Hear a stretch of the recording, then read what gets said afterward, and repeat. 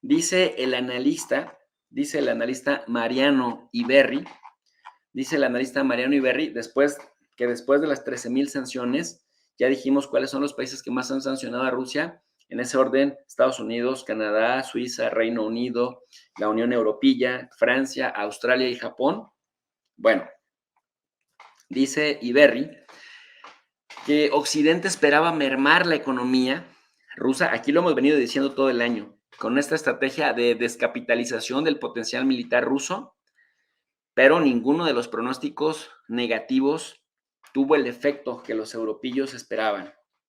Incluso, Iberri cita un indicador que comparte la revista neoliberal británica The Economist, que estimaba que las medidas restrictivas reducirían el Producto Interno Bruto 10%, el Producto Interno Bruto de Rusia.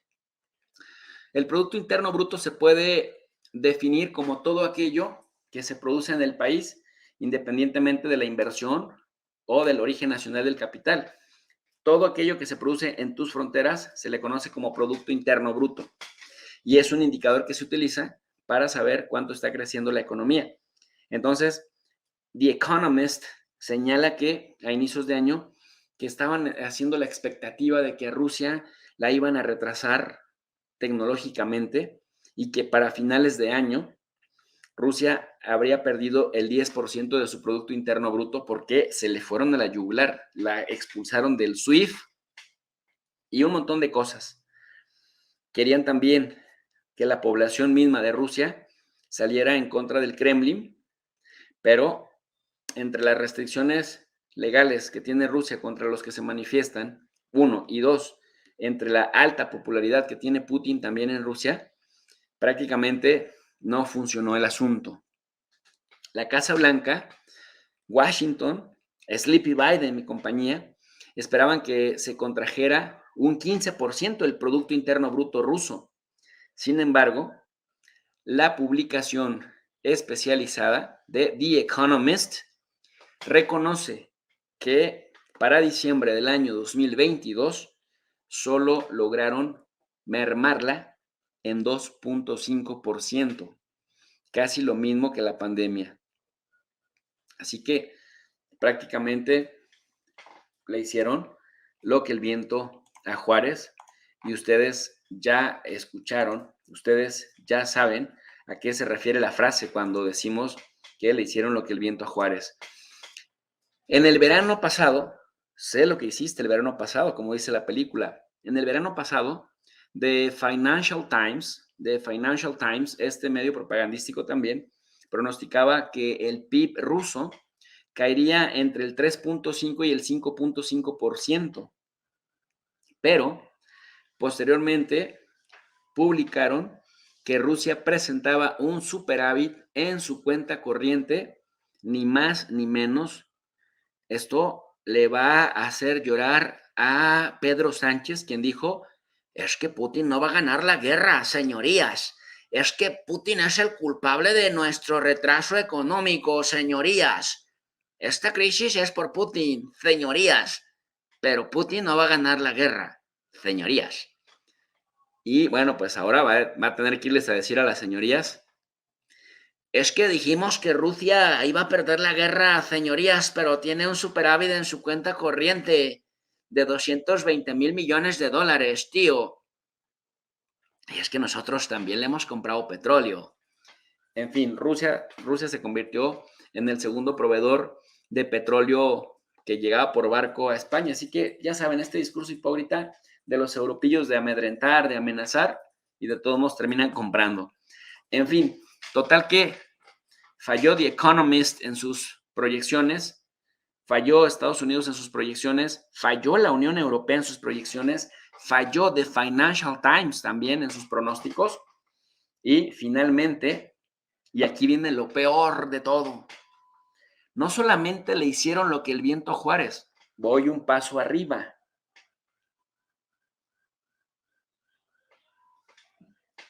No solamente las sanciones le hicieron lo que el viento a Juárez, además ganó el doble de lo que había ganado en 2021.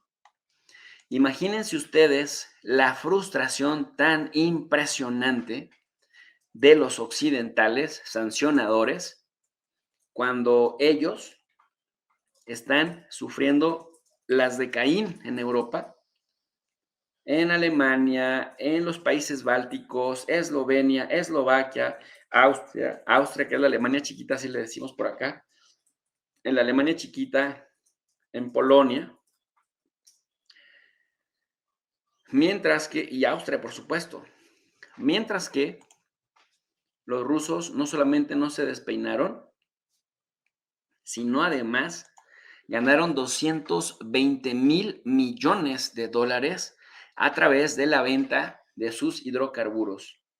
Y aquí también se tiene que anotar una palomita, ojo, la India, China, Indonesia, Pakistán y Turquía, que también tiene un mandatario que es un viejo lobo de mar, pero que ve por los intereses de Turquía primero, a diferencia de los europillos que se abrieron de capa, por decirlo menos, frente a Estados Unidos, y luego Estados Unidos les dio el empujoncito. Entonces, a Rusia le hicieron lo que el viento a Juárez. Rusia ganó el doble en términos de ingresos brutos, y también a Europa le salió el tiro por la culata. Efectivamente, no solamente le hicieron lo que el viento a Juárez, o sea, nada, le ayudaron a ganar el doble de dinero, 13,000 sanciones, ganando el doble de dinero, ergo, le salió el tiro por la culata. Y están amargamente llorando porque ahora our American friends are sending them the oil and the gas a little bit more expensive. Es decir, después de que los hizo nuestro vecino del norte inteligentemente, los hizo renunciar, cortar relaciones con Rusia comerciales, ahora les está metiendo doblado, se las está metiendo doblada, no me malinterpreten, las cantidades que les cobra por venderles petróleo y gas, no sean mal pensados. Se las metió doblada, pues. O sea, se las metió doblada la cantidad de dinero que les cobra, bueno, no doblada, cuádruple, porque les cobra 4 veces más a sus aliados europeos por el gas y el petróleo que les vende, que cómo se los vende a sus propias empresas. Impresionante, ¿no? Impresionante. Ustedes podrán decir lo que quieran de Turquía, de que si Erdogan es un viejo lobo de mar, de que si Erdogan es impredecible, de que si no le guarda lealtad a nadie, le guarda lealtad a Turquía. Porque el viejo lobo de mar, aunque un día va y le dice a Chilinsky en Ucrania, sí, Crimea tiene que ser ucraniana. Al día siguiente va y se abraza con Putin y jalándolo del brazo dice, Europa tiene que saber que la va a pasar muy mal si se mete con Rusia. Sí, es hipócrita, sí, es pragmático, sí, pero el tipo ha posicionado en esta crisis a Turquía como el mediador, como el puente de comunicación con Europa, con Ucrania y con Rusia, y además, ojo, ha salvaguardado los intereses turcos. Entonces, ¿Estados Unidos vela por sus intereses? Sí. ¿Turquía vela por sus intereses? Sí. ¿Rusia vela por sus intereses? Sí. ¿China vela por sus intereses? Sí. ¿Los 27 de la Unión Europea ven por sus intereses? No. No. Y ahí están las consecuencias. Allí están. Así que, si nosotros viéramos los resultados alcanzados por la economía de Rusia, que incluso superaron las estimaciones que había hecho el propio Banco Central de Rusia, es decir, de pronto los ruskis, el Banco Central de Rusia dijo, híjole, vamos a ver cómo se vienen las sanciones, si vamos a crecer o no, y toma la cachetón. Los resultados de la economía rusa superaron las propias expectativas del mismísimo Banco Central de Rusia y del Ministerio de Desarrollo Económico de Rusia, que habían sido más prudentes, más moderados. El Banco Central de Rusia, por ejemplo, decía que habría una contracción de entre el 8%, dependiendo de cómo se fuera la guerra y de lo que durara y de la respuesta del bloque occidental. Y el Ministerio de Desarrollo Económico de Rusia decía que a lo mejor iba a estar en un 7.8%. Para su sorpresa y alegría, la primera dependencia informó que la disminución fue únicamente de entre el 3 y el 3.5%. Y, por otro lado, el Ministerio de Desarrollo Económico tuvo que reconocer que el PIB bajará únicamente 2.8%. O sea, 5% menos de lo que las mismas instituciones rusas habían pronosticado al principio. Los tecnócratas, ni los tecnócratas rusos, se la vieron venir a Putin. Tal cual. Y no es que estemos haciendo aquí apología de Rusia, no estamos haciendo apología de Putin. Ustedes pueden contrastar los números y las cifras y los indicadores que les estamos compartiendo. Por aquello de que los periodistas que hablan de todo, aunque no sepan de todo, terminen por decir, no todos los comunicadores son periodistas y reciben premios. Pues ni modo, todo lo que ustedes escuchan acá lo pueden contrastar y ahí están los datos, porque el dato mata relato. Para el año 2023, dice el analista Iveri, el regulador ruso espera una contracción entre el 1 y el 4%, mientras que el Ministerio de Desarrollo estima que bajará hasta 0.8%. Este ministerio espera que entre 2024 y 2025 el Producto Interno Bruto de Rusia incluso crezca 2.6%. Y a decir por las ganancias millonarias que doblaron a las ganancias por el mismo concepto, la venta de hidrocarburos en 2021, un año después doblaron esas ganancias. Y entonces, si después de 13,000 sanciones, no lograron arrodillar a Rusia, sino por el contrario, lograron que se enriquecieran más, quiere decir que algo andan haciendo muy mal los europillos.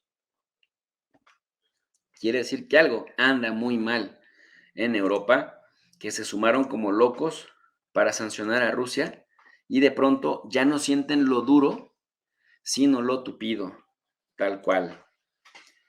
Europa paga los platos rotos.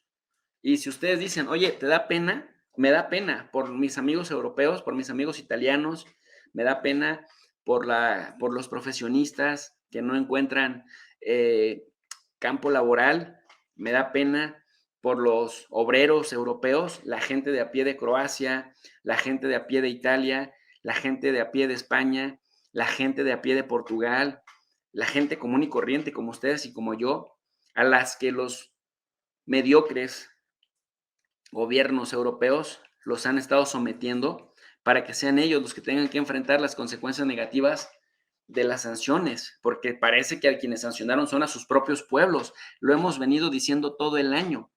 Y decían, espérate, profesor, los pro Occidente, espérate, profesor, a que pase el año, no cantes victoria. Señores, si hace como pato, si camina como pato, si huele a pato, si se ve como pato, seguro es un pato.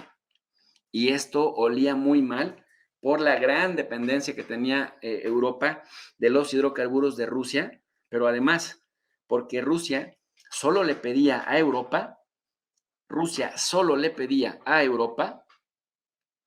certezas jurídicas que los europeos nunca estuvieron dispuestos a dar, y Angela Merkel terminó por decir, y además los acuerdos de Minsk, que habrían sido de haberse operado bien en buena lid, habrían evitado la invasión de Rusia en Ucrania. Pero Angela Merkel dice, no, es que en realidad los acuerdos de Minsk tenían el objetivo de ganar tiempo. O sea, de verdad lamentable. Por eso te da pena lo que pasa en Europa. Sí me da pena, mucha pena por los pueblos europeos, por la gente de a pie, pero no me da pena por los políticos que se tienen que tragar sus propios errores, sus propias malas intenciones, y que la inestabilidad política, cuando los pueblos europeos ahora en el invierno o pasando el invierno salgan a protestar, no se la van a acabar. ¿Por qué?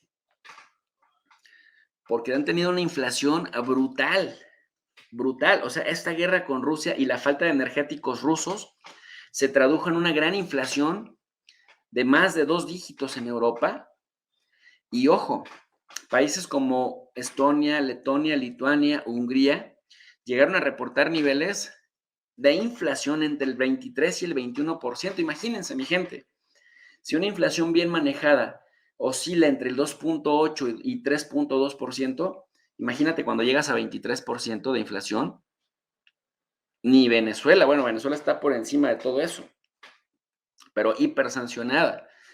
Países como la República Checa, Polonia, Eslovaquia, Rumania, Bulgaria, Croacia, Italia, mantuvieron una inflación sostenida por varios meses entre 17 y 12%.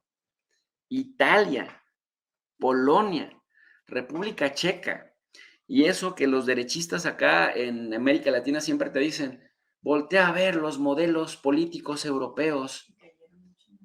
Y cayeron muchos mandatarios. O sea, prácticamente uno se pone a pensar, en realidad, ¿para quién fueron las sanciones? ¿Contra Rusia o contra los propios pueblos europeos?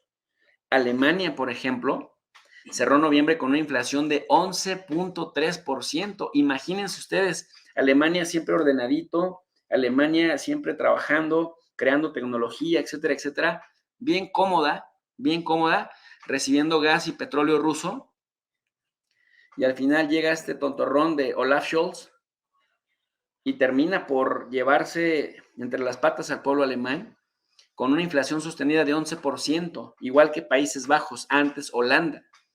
Austria, Eslovenia, Bélgica, Portugal y Suecia también tuvieron niveles de inflación entre el 11 y el 10%.